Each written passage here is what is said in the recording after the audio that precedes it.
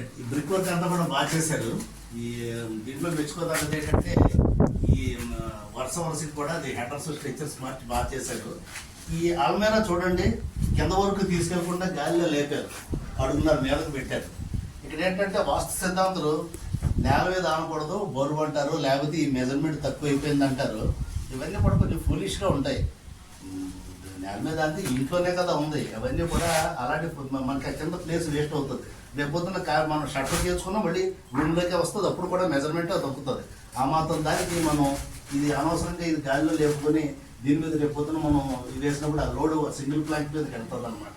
అలా కూడా కింద డైరెక్ట్గా తీసుకోవచ్చు. ఇలాంటివి వాస్తు అంటే కొన్ని రూల్స్ ఉంటాయి, కానీ ఇలాంటి వేస్ట్ని బట్టి ఫాలో అవ్వడం కొంచెం తప్పని నా ఉద్దేశం. మీరు అలా చెన్నైళ్ళకి చేసేవాళ్ళు ఇలాంటివి ఫాలో అవ్వకండి.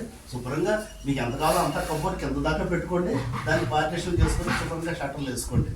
ఓకే, ఇలాంటిది ఇంకోటి చూపిస్తాను చూడండి. ఇది ఎంత బాగానే ఉంది. ఇప్పుడంటే మనకి వాస్తు అంటే ఇది ఏ ఫేసింగ్ అండి ఇంజనీర్ గారు? East facing. East facing. So ఆగ్నేయంలో వంటగది, నైరుతిలో మాస్టర్ బెడ్రూము, ఈశాన్యం ఎంట్రన్స్, ఇవి సరిపోతాయి. ఇవన్నీ మనకు సరిపోతాయి. మరీ చాదస్తంగా ఇది చూడండి ఏం చేశారంటే ఈ మెట్లు అట్ట ఈ తూర్పు గోడకు అంటుకుంటే బరువు అని ఇలా ఖాళీ పెట్టారు. తూర్పు గోడకు అంటుకుంటే ఇలాగా ఖాళీ అని పెట్టారు అనమాట. ఇది తూర్పు గోడ ఖాళీ అంటే మరి ఏమైంది, ఇక్కడ అంటుకోలేదా, మళ్ళీ అక్కడ అంటుకోలేదా? ఎలాగ దాన్నే అంటుకుంది కదా, ఇది మరి బరువు లేదా బాల్కనీ, మెట్లు బరువు దీనికి అంటుకుంటుందని పెడతారు చేదస్తంగా.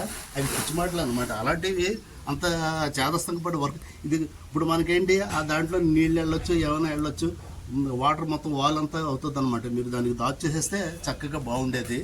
ఇంత కొంచెం ఇలాంటి ప్రాక్టీసెస్ మంచివి కాదు వాస్తు పేరుతోటి. మనకి వాస్తు అంటే నిజంగా ఈశాన్యం, వంటగది, నైరుతి బెడ్రూము, నుయ్య గొయ్య ఇలాంటివి చూసుకుంటే సరిపోతుంది. ఇలాంటి పిచ్చి పిచ్చి పనులు చేయడం అనవసరం అనమాట. Okay, thank you.